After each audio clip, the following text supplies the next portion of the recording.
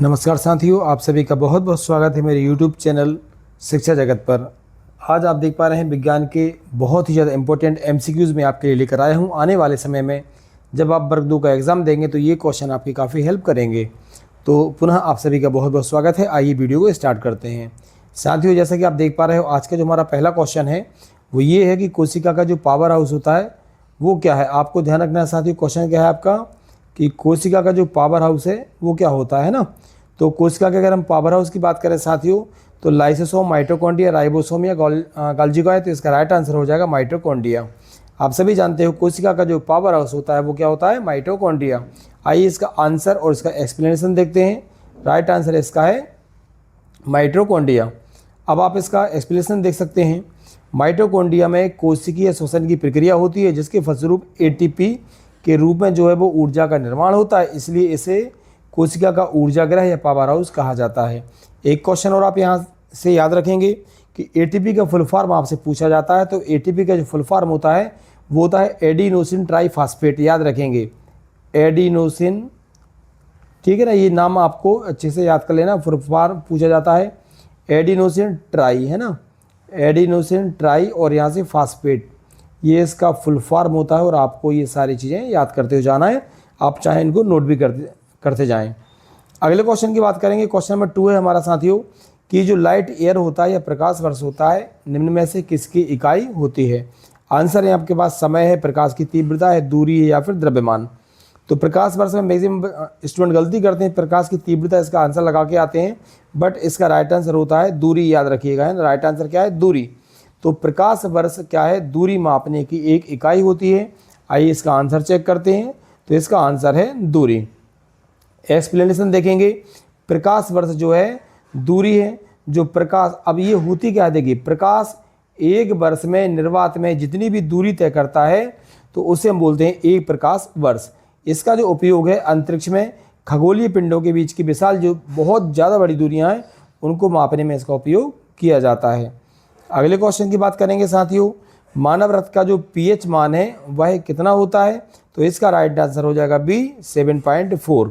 देखिए, आप जानते हो कि अगर ये pH एक स्केल होता है, 0 से 7 और 14 तक इस पर डिजिट होते हैं। 0 से 7 यदि कोई होता है तो वो एसिडिक होता है, मतलब अम्लीय होता है। 7 से 14 तक अगर कोई होता है तो वो बेसिक होता है, मतलब वो क्षार होता है। और यदि किसी का pH मान 7 होता है तो वो उदासीन प्रकृति का होता है। जल जो होता है, वाटर जो होता है, वो न्यूट्रल या उदासीन प्रकृति का होता है। तो मानव रक्त का जो pH मान है वह कितना होता है, आपको ध्यान रखना है, 7.4। pH का फुल फॉर्म भी बहुत सारे स्टूडेंट को पता नहीं होता है। इसका मतलब क्या होगा, पोटेंशियल ऑफ हाइड्रोजन, है ना, ये भी आपको याद रखना है। तो इसका आंसर हो जाएगा 7.4। इसका एक्सप्लेनेशन देखेंगे आप। मानव रक्त जो है हल्का क्षारीय प्रकृति का होता है।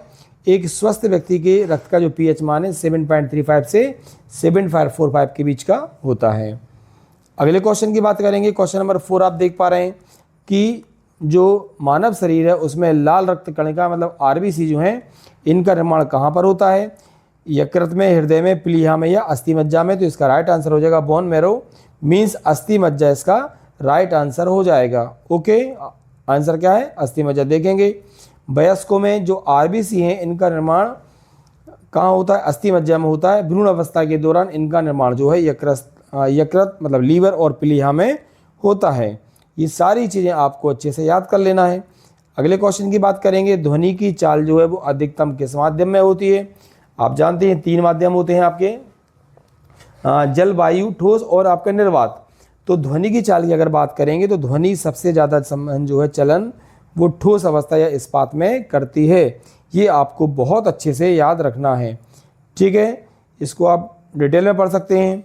ध्वनि जो तरंगें हैं यांत्रिक तरंगें होती हैं जिन्हें यात्रा करने के लिए माध्यम की आवश्यकता होती है। ये ध्यान रखना, ध्वनि को क्या होता है, यात्रा करने के लिए माध्यम की आवश्यकता होती है। क्लियर है। कणों की सघनता के कारण ध्वनि की चाल जो है ठोस पदार्थों में सबसे अधिक, फिर द्रव में और गैसों में सबसे कम होती है। ध्वनि जो है वो निर्वात में यात्रा नहीं कर सकती। आपको मालूम है कि अगर हम चांद पर जाएंगे, चंद्रमा पर जाएंगे तो हमारी आवाज़ एक दूसरे को नहीं आती है, क्योंकि वहाँ आपको मालूम है क्या होता है, क्योंकि ध्वनि के लिए माध्यम की आवश्यकता होती है और वहाँ माध्यम नहीं है। इसलिए ध्वनि जो है वो निर्वात में यात्रा नहीं कर सकती। अगले क्वेश्चन की बात करेंगे साथियों, निम्नलिखित में से कौन सी धातु जो है वो कमरे के तापमान पर तरल अवस्था में पाई जाती है। तो यहाँ से आप 2-3 क्वेश्चन याद रखेंगे, इसका राइट आंसर हो जाएगा पारा। मरकरी जो है, मरकरी का आपको ध्यान रखना है साथियों। एक मिनट है ना, तो मरकरी में आपको क्या याद रखना है, देखिएगा हम इस क्वेश्चन पर हैं। ओके, अब मरकरी में आपको क्या याद रखना है, मरकरी में आप याद रखेंगे कि मैंने बताया था राइट आंसर यही है। तो अब आपको इसमें ध्यान रखना है कि मरकरी का जो सिंबल होता है, संकेत होता है, वो Hg होता है। अब देखिए, तो एकमात्र ऐसी धातु है जो द्रव अवस्था में पाई जाती है, लिक्विड में पाई जाती है, वो है पारा। तो अब आपसे क्वेश्चन आएगा कि अधातु कौन सी है जो द्रव अवस्था में पाई जाती है। तो अधातु होती है ब्रोमीन। क्या होती है, ब्रोमीन।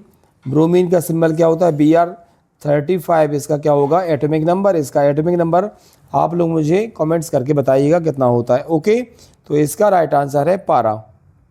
देख पा रहे हैं साथियों आप लोग, पारा एकमात्र ऐसी धातु है जो सामान्य कमरे के तापमान पर तरल अवस्था में पाई जाती है, जबकि ब्रोमीन एक धातु है जो तरल अवस्था में पाई जाती है। ये फैक्ट आप याद रखेंगे।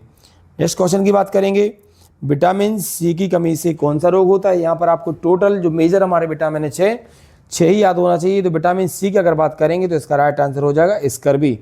विटामिन ए की कमी से रतौंधी, विटामिन बी की कमी से बेरीबेरी और विटामिन डी की कमी से होता है रिकेट्स, जबकि विटामिन सी की कमी से क्या होता है, स्कर्वी। है ना, मुंह में बदबू आना, ब्लड आना, ये सब चीज़ें स्कर्वी रोग की वजह से होती हैं।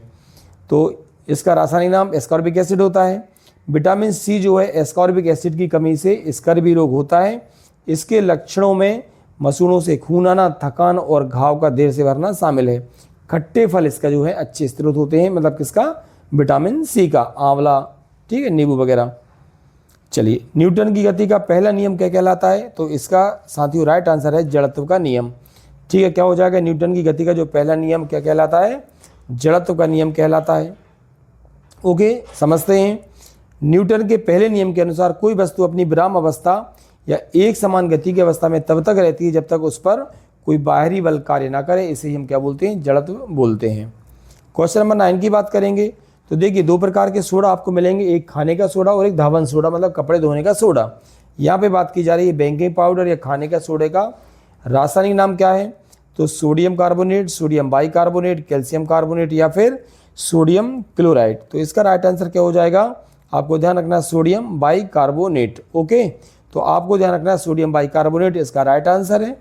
इसका जो यूज़ है बेकरी जो प्रोडक्ट होते हैं उनमें भी किया जाता है। क्लियर। अगला क्वेश्चन साथियों, पौधों में जल और जो खनिज होते हैं इनका परिवहन किस ऊतक के माध्यम से होता है। मेजरली आपको ध्यान रखना है जल और खनिज। तो जब भी जल आएगा ना, और यहाँ पे किस ऊतक की बात आएगी, तो जल को आप जा से जोड़ना। कैसे, जल में भी जा है और जाइलम में भी जा है। तो बस ये चीज़ आप याद रख लेना, तो आपको पूरा अच्छे से याद हो जाएगा, क्लियर हो रहा होगा आपको। तो इसका राइट आंसर हो जाएगा जाइलम। जाइलम क्या काम करते हैं, एक बात और मैं आपको समझा देता हूँ कि जमीन से, किससे, जमीन से जड़ों के द्वारा, किसके द्वारा, जड़ों के द्वारा जल को, किसको, जल को पौधों के प्रत्येक भाग में पहुँचाते हैं। जमीन से जड़ों के द्वारा जल को जाइलम जो हैं वो पौधे के प्रत्येक भाग में पहुँचाते हैं। क्लियर हो गया होगा। क्वेश्चन नंबर जाइलम तो ये आपका समझ लिया आपने, है ना। चलिए, क्वेश्चन नंबर 11 देखेंगे। विद्युत धारा, इलेक्ट्रिक जो करंट होता है, इसकी एसआई इकाई क्या होगी। तो इसका राइट आंसर होता है एम्पियर। क्या हो जाएगा इसका राइट आंसर, एम्पियर होगा। क्लियर है, अच्छे समझेंगे। विद्युत धारा जो मापने की यूनिट होती है वो एम्पियर होता है। इसे अमीटर नामक यंत्र से मापा जाता है। क्वेश्चन नंबर 12 की बात करेंगे, इंपॉर्टेंट क्वेश्चन है। पृथ्वी के वायुमंडल में सबसे प्रचुर मात्रा में कौन सी गैस पाई जाती है। मैं आपको राइट आंसर डायरेक्ट बता रहा हूँ, इसका राइट आंसर होगा नाइट्रोजन। क्या होगा इसका आंसर, नाइट्रोजन होता है। आप सभी जानते हैं कि वायुमंडल जो है इसमें 78% जो है नाइट्रोजन पाई जाती है। 21% की बात करेंगे तो ऑक्सीजन पाई जाती है। कार्बन डाइऑक्साइड जरूर याद रखना, कन्फ्यूज़न होता है यहाँ पर। तो इसमें 0.03 जो % है वो किसका होता है, कार्बन डाइऑक्साइड का होता है। और इससे कई बार क्वेश्चन भी एग्जाम में आते हैं। क्वेश्चन नंबर 13 की बात करेंगे। आनुवांशिकी का जनक किसे माना जाता है, जेनेटिक्स का। तो ग्रेगर जॉन मेंडल इसका राइट आंसर हो जाएगा। आपको ध्यान रखना है विकासवाद का सिद्धांत किसने दिया था, चार्ल्स डार्विन ने दिया था। ओके, तो अब यहाँ से आपको समझना है ग्रेगर जॉन मेंडल इसका राइट आंसर है। ग्रेगर जॉन जो मेंडल हैं इन्होंने मटर के पौधों पर अपने प्रयोगों के माध्यम से आनुवंशिकता के मूलभूत नियमों की खोज की थी, इसलिए इन्हें आनुवंशिकी का पिता कहा जाता है। ओके, अब हम बात करेंगे क्वेश्चन नंबर 14 की। क्वेश्चन नंबर हमारा 14 है, स्वच्छ आकाश का रंग है वो नीला क्यों दिखाई देता है? तो इसका राइट आंसर हो जाएगा सी, प्रकाश का प्रकीर्णन। ये आपको ध्यान रखना है। पढ़ना आपको हर चीज़ है, परावर्तन, अपवर्तन, व्यतिकरण, क्योंकि जब तक हमारे कॉन्सेप्ट क्लियर नहीं होंगे तब तक हमसे आंसर नहीं बनेंगे। तो इसका आंसर क्या है हमारा? प्रकाश का प्रकीर्णन। अब आपको ध्यान रखना है, जो श्वेत प्रकाश होता है, सूर्य का प्रकाश, उसमें 7 कलर होते हैं। तो आप जैसे भी याद करना चाहो याद कर सकते हो। एक तो इसकी ट्रिक होती है बेजानी हपी नाला। क्या होती है? बेजानी हपी नाला। इस तरीके से आप हिंदी मीडियम वाले बच्चे याद कर सकते हैं। बैगनी, जामनी, बेजानी है ना, नीला, हरा, पीला, समझ में आ रहा आपको? नारंगी और बेजानी हपी नाला, इससे हो जाएगा लाल। इंग्लिश में बिबग्योर से आप इसको याद कर सकते हैं। तो इसका आंसर सी है, प्रकाश का प्रकीर्णन। देखेंगे जब सूर्य का प्रकाश वायुमंडल से गुजरता है तो हवा के कणों द्वारा नीले रंग, जिसकी तरंग दैर्घ्य सबसे कम होती है, उसका प्रकीर्णन सबसे अधिक होता है। इसी बिखरे हुए नीले प्रकाश के कारण क्या है? आकाश जो है वो नीला दिखाई देता है। क्वेश्चन नंबर 15 की बात करेंगे हम। किसी परमाणु के नाभिक में कौन से कण होते हैं? तो आपको पता होना चाहिए, ये आपका परमाणु है। परमाणु के अंदर ये क्या होता है? नाभिक। तो नाभिक की बात करें तो नाभिक के अंदर प्रोटॉन और न्यूट्रॉन होते हैं, जबकि इलेक्ट्रॉन जो है भाई यहाँ पे कक्षाओं में चक्कर लगाता है। तो इस आंसर होगा प्रोटॉन और न्यूट्रॉन। इसका अब आपको आंसर कौन सा मिलेगा? नंबर डी, प्रोटॉन और न्यूट्रॉन। एक बात और याद रखेंगे, प्रोटॉन और न्यूट्रॉन को संयुक्त रूप से न्यूक्लियन भी कहा जाता है। तो इसका आंसर हो जाएगा डी, प्रोटॉन और न्यूट्रॉन। आंसर क्या होगा? प्रोटॉन और न्यूट्रॉन। परमाणु का नाभिक जो है धनावेशित प्रोटॉन और उदासीन न्यूट्रॉन, जिन्हें सम्मिलित रूप से न्यूक्लियन, जैसा कि मैंने आपको बताया था, न्यूक्लियन कहा जाता है, इससे बना होता है। ऋणावेशित जो इलेक्ट्रॉन होते हैं नाभिक के चारों ओर कक्षाओं में चक्कर लगाते हैं। क्वेश्चन नंबर 16 की बात करेंगे साथियों। मानव जो लार होती है सलाइवा, इसमें कार्बोहाइड्रेट के पाचन के लिए कौन सा एंजाइम पाया जाता है? तो इसका राइट आंसर है एमाइलेज टाइलिन। याद रखेंगे, हम जब भी कोई खाना वगैरह चपाती चबाते हैं तो ये लार में मिलकर एक लुगदी के रूप में हमारे बॉडी के अंदर जाते हैं। तो इसका आंसर क्या हो जाएगा? Amylase ptyalin. क्लियर हो रहा है? लार में एमाइलेज नामक एंजाइम होता है जो भोजन में मौजूद जटिल कार्बोहाइड्रेट स्टार्च को सरल शर्करा जो होती है उसमें तोड़ने का काम करता है। अगले क्वेश्चन की बात करेंगे। क्वेश्चन नंबर 17 हमारा है, कार्य करने की जो दर है, रेट ऑफ डूइंग वर्क, इसको विज्ञान की भाषा में क्या कहते हैं? कार्य करने की दर। तो कार्य करने की दर क्या कहलाएगी? ऊर्जा या शक्ति? तो शक्ति इसका राइट आंसर हो जाएगा। ओके, ठीक है, ये इसका फार्मूला होता है, यूनिट इसकी वाट होती है, आपको याद रखना है। क्वेश्चन नंबर 18 की बात करेंगे। आईएमपी क्वेश्चन है, ओजोन जो लेयर होती है सूर्य से आने वाली किन हानिकारक किरणों से हमारी रक्षा करती है? आंसर है अल्ट्रावायलेट रेस, पराबैंगनी किरणें। ओजोन परत आपको ध्यान रखना है, वायुमंडल को 5 भागों में बांटा गया है। तो एक क्वेश्चन भी आता है कि पहला क्वेश्चन याद रखना ओजोन, तो ओजोन का फार्मूला होता है O3। ठीक है, इसकी गंध कैसी होती है? तो जो सड़ी हुई मछली होती है, ठीक है, उसकी गंध जैसी ओजोन परत की गंध होती है, हल्का नीला इसका कलर होता है।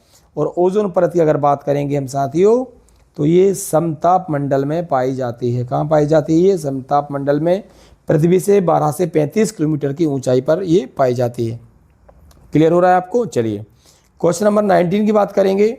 क्वेश्चन नंबर जो 19 हमारा, मानव मस्तिष्क का सबसे बड़ा और सबसे विकसित भाग कौन सा है? तो इसका राइट आंसर हो जाएगा साथियों सेरेब्रम। क्या हो जाएगा? सेरेब्रम, प्रमस्तिष्क इसका राइट आंसर होता है। आपको याद रखना, मस्तिष्क 3 भागों में बटा होता है। सेरेब्रम मस्तिष्क का सबसे बड़ा हिस्सा है। यह बुद्धिमत्ता, स्मृति, तर्कशीलता, चेतना और हमारी ऐच्छिक गतिविधियों को नियंत्रित करने का काम करता है। और हम अब बात करेंगे आज के हमारे लास्ट क्वेश्चन की। ऊष्मा संचरण की वह विधि क्या कहलाती है जिसमें किसी भी भौतिक माध्यम की आवश्यकता नहीं होती है? तो इसका आंसर मुझे, चलिए आप लोग कमेंट्स बॉक्स में मुझे इसका मैसेज करके बताइए। आई होप वर्ग 2 की तैयारी जितने भी स्टूडेंट साइंस से कर रहे हैं, मुझे पूरा भरोसा है कि ये क्वेश्चन आपकी काफ़ी हेल्प करेंगे। और अब आपको साइंस, सोशल साइंस, साथ में इंग्लिश के ऑब्जेक्टिव पर डे मिलने वाले हैं। वीडियो अच्छा लगा होगा तो लाइक कीजिए। जो साथी चैनल पर नए हैं उनको मैं बता दूं, इस चैनल पर आपको वर्ग 1, 2 और 3 की तैयारी करवाई जाती है। तो जो साथी हमारे चैनल पर नए हैं वह चैनल को सब्सक्राइब जरूर करें आप सभी का बहुत बहुत धन्यवाद।